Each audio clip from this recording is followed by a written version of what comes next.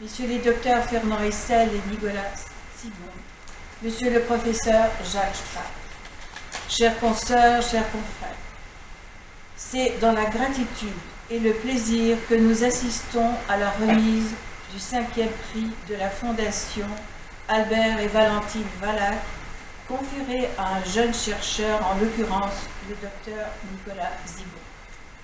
Je parlais de gratitude, celle que nous devons au docteur Fernand Essel, président de la Fondation Valac, mécène de ce prix. Celle que nous exprimons avec une force particulière au professeur Jean-Pierre Sauvage, prix Nobel de chimie. Celle exprimée à monsieur le professeur Ossény, directeur du laboratoire de tectonique moléculaire, et celle adressée au professeur Jacques Strack, notre chancelier, ardemment impliqué dans la jeune recherche scientifique et son exceptionnel... Eh bien, si on a quelque chose qu'on appelle un stator, c'est une définition relative. Vous allez voir, eh bien, qu'on arrive à mettre en place des points singuliers qu'on appelle des stations, là ça serait un système 4 stations, et que si on connecte ça en utilisant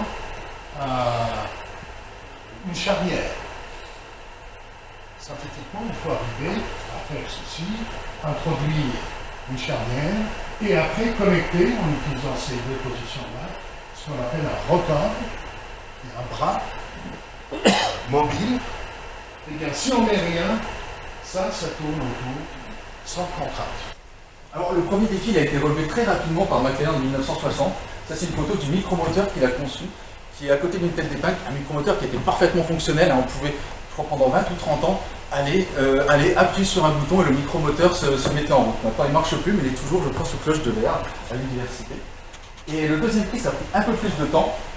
C'est Thomas Mann qui a relevé le défi en 1985 en gravant la première page d'un roman de Dickens sur, encore une fois, comment est-ce qu'on va provoquer le mouvement, comment est-ce qu'on va passer d'une position A à une position B.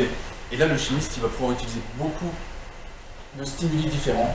Alors, des stimuli chimiques. On va rajouter une nouvelle espèce chimique, ça va provoquer le mouvement. Photophysique, là, c'est assez joli. On envoie juste de la lumière. On envoie de la lumière, ça excite la molécule et elle passe à un autre état.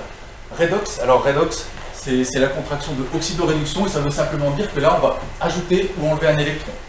Ou encore thermique, simplement avec de la chaleur, on peut aussi provoquer le mouvement. Et là, avant de rentrer dans les molécules, vous parlez simplement de... Il faut regarder ce qui se passe dans la nature. En effet, si on regarde à l'intérieur, si on zoome vraiment et qu'on regarde ce qui se passe à l'intérieur d'une de nos cellules, eh ben, c'est un peu comme une machinerie, une belle machinerie, extrêmement bien huilée et extrêmement complexe, avec plein de petites machines qui travaillent en même temps. Et il y en a une qui est particulièrement connue et belle, qui s'appelle l'ATP synthase, et que... c'est peut-être que mon avis, on peut considérer comme le Shadok de nos cellules. En effet, il y a ce fameux proverbe Shadok qui nous dit il faut pomper pour vivre et donc vivre pour pomper. Et l'ATP synthase, ça le met parfaitement à exécution, parce que comme son nom l'indique, c'est une protéine qui va servir à synthétiser l'ATP. Et ils ont posé ça sur des surfaces. Et ensuite, ils ont envoyé des petites impulsions électriques, et ça a provoqué le mouvement des 4 roues, et la voiture avançait sur la surface. Et d'ailleurs, si ça vous intéresse, en ce moment même, se tient à Toulouse le Nanocar Race. Ils ont organisé une course de nanovoitures à Toulouse le 28 et 29 avril. C'est sponsorisé par le CNRS. On peut la suivre en ligne d'ailleurs. On va parler juste des rotaxanes. Donc les rotaxanes, je vais après laisser la parole à Jean-Pierre Sauvage, mais je veux d'abord aussi remercier encore une fois, parce que c'est pas un travail que j'ai fait non plus tout seul. D'abord le professeur Ossény, pour m'avoir accueilli dans son laboratoire, pour m'avoir encadré. Ernest Graff, qui me fait le plaisir d'être là aujourd'hui, qui m'a encadré, qui m'a tellement transmis pendant sans lui ça n'aurait pas été possible. Le docteur Guéné, qui a commencé ce travail pendant son post-doctorat. Patrick Larpent, avec qui on a beaucoup travaillé sur ces tourniquets organiques. Nathalie Kiritsakas, qui a travaillé sur la résolution des structures RX, que j'ai présenté aussi. Et tous les services de l'Université de Strasbourg, qui sont extrêmement importants et primordiaux pour avoir fait une recherche comme ça de qualité. Enfin, tous les membres du laboratoire aussi, qui nous permettaient d'aller au laboratoire avec le sourire le matin, et ça, je pense que c'est extrêmement important pour faire de la recherche de qualité aussi.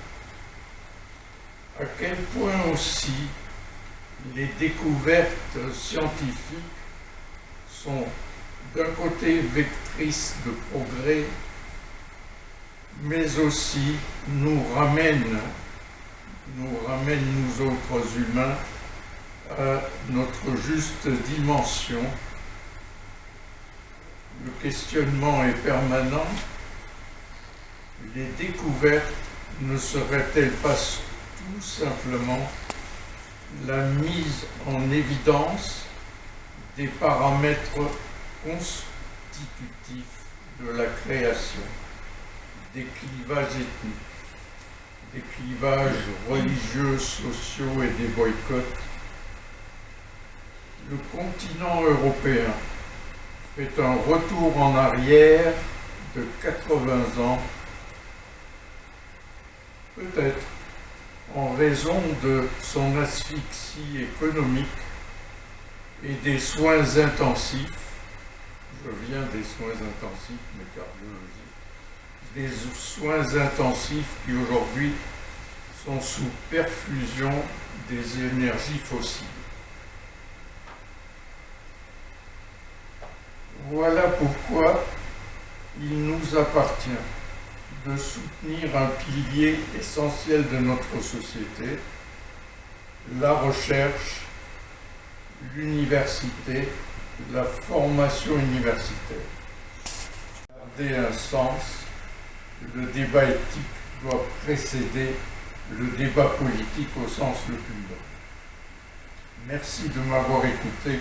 Je souhaite à Nicolas Zigon une très très belle carrière et beaucoup de soutien. Merci.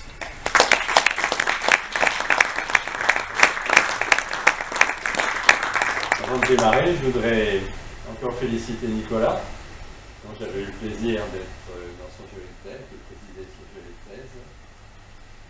Et bravo. Weiss Hosseini, je ne sais pas où il est, Weiss. Il a dit des choses qui sont très gentilles pour moi, mais qui ne sont pas complètement vraies. Les tourniquets, c'est vraiment le labo, c'est vraiment votre labo. Et c'est pas parce que, disons, on fait des machines moléculaires, des choses qui bougent, etc., qu'on a une filiation aussi directe avec les travaux de notre équipe. Donc il y a une grande autonomie chez vous, il y a une grande originalité dans votre travail, qui n'est pas à rapprocher. Très très séduisant, mais extrêmement difficile à reproduire. Il y avait un très grand nombre d'étapes chimiques pour atteindre le but, et les quantités obtenues étaient extrêmement petites. Donc voilà, disons un travail quand même qui a un intérêt historique indéniable, mais qui n'a pas eu beaucoup de conséquences dans la mesure où tous les chimistes ont été découragés par les secondes hypothèses, donc pas de grand fleuve tranquille. Lorsque mon laboratoire a démarré, nous nous intéressions à une réaction mythique. Alors ça s'appelle The Grand Project en anglais, un projet somptueux, qui consisterait à découper la molécule d'eau, H2O, en hydrogène et en oxygène, en utilisant l'énergie solaire. C'est très très séduisant. On aurait une molécule colorée, un colorant, et capable de capter les photons solaires, et l'énergie accumulée dans la molécule colorée serait capable de conduire à la coupure de l'eau en hydrogène américain, David McMillan, de fabriquer des molécules très colorées, capable d'absorber la lumière solaire, la lumière visible, et de la convertir, cette énergie lumineuse en quelque chose en direction de la photolyse de l'eau. Et notamment, il y avait une molécule qui était notre spécialité, à ces deux groupes, Dave McLean et le nôtre, qui était cette molécule-ci. On ne va pas du tout parler de chimie de manière précise, simplement vous voyez que là on a une molécule en forme, en gros, de croissant.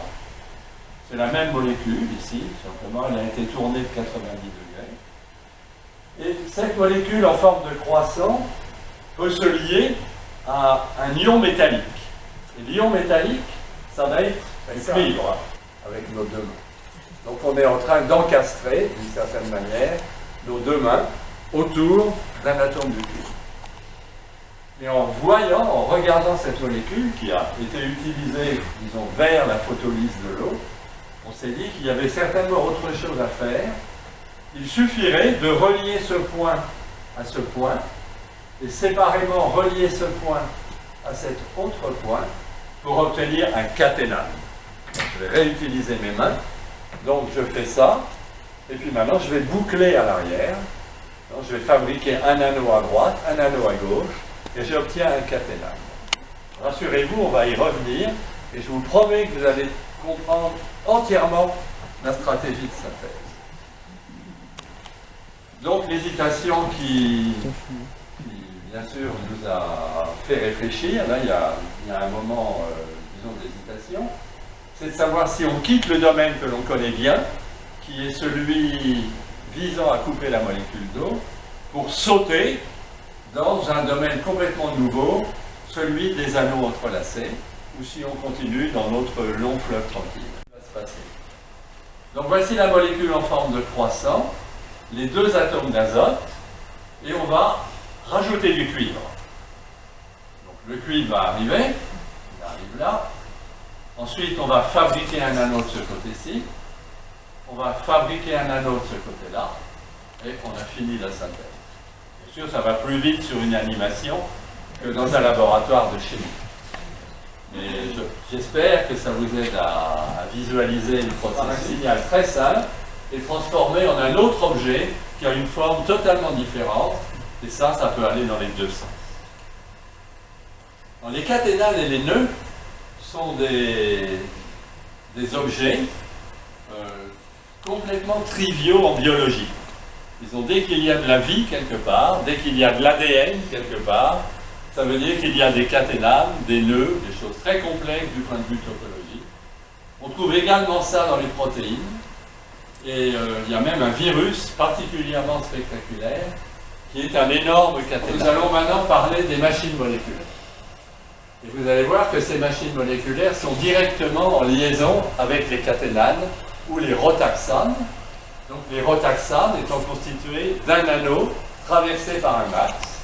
Rota en latin, la roue, et axane, l'axe. Donc c'est quelque chose d'assez merveilleux. Il y a eu une vidéo faite par des biologistes de Harvard aux États-Unis. Alors c'est un peu bling bling, hein, là. Moi je sais lire les bling bling, il n'y a aucun doute, je crois. Cette kinésine va marcher sur cette microtubule. Donc ceci, c'est le rail, si vous voulez. C'est un polymère dynamique même, c'est-à-dire que ça peut se raccourcir, se rallonger. Et la kinésine, c'est cette petite espèce ici. Et à l'arrière, donc ce qu'elle a accroché dans son dos, pleine de courage, c'est un énorme sac avec les molécules synthétisées dans les usines biosynthétiques. Et elle va les transporter, les emmener là où il faut. Donc ça donne ça, cette animation. Elle a les biologistes disent des têtes de myosine qui marchent sur cette microtubule. Disons, pour nous chimistes, on appellerait plutôt ça des pieds et même des chaussons. Donc ça marche tranquillement. Ça marche tranquillement sur la vidéo, mais ça va très très vite. Ça court extrêmement vite. Je crois que ça correspondrait, en prenant l'échelle intacte, hein, en remontant à une autre échelle, ça correspondrait à un coureur, un sprinter, qui va à, je crois, 200 km/h. Très très rapide.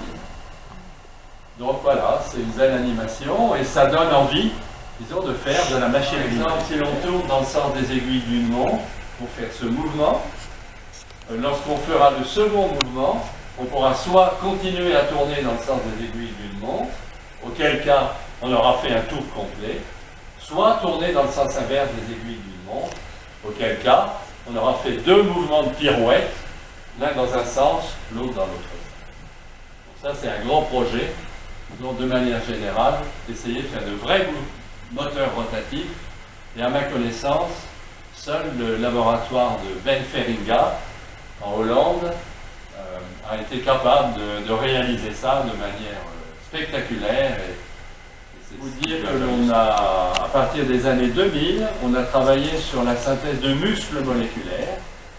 Et Nicolas a déjà cité ses travaux, dont les travaux magnifiques de gens à Montpellier, Frédéric Coutreau et son groupe, et ainsi que ceux de Nicolas Giuseppone à Strasbourg, à Cronenbourg, très beaux travaux. Et il l'a rappelé, les muscles, ce ne sont pas des ressorts métalliques. C'est-à-dire quand on contracte ces muscles, en fait, ce sont des filaments qui glissent le long les uns des autres. On a des filaments épais de myosine, des filaments fins d'actine. Et si les filaments fins d'actine glissent vers le centre de ce petit élément de muscle qui s'appelle un sarcomère, on va avoir contraction. Et une fois qu'on a contracté, en consommant de l'ATP, on a la forme contractée, donc tout va bien. Et après, on peut relaxer, et ça, disons, ça ne coûte pas d'énergie. On relaxe. Toutes les structures sont des structures qui sont extrêmement complexes. Et simplement, voici une modélisation fabriquée à partir d'une structure au rayon X, donc une vraie structure, la photo 3D du système. Donc les deux plaques sont là. On a une plaque ici, une plaque là. Et on a quelque chose en. Ça n'est pas représenté sur cette animation.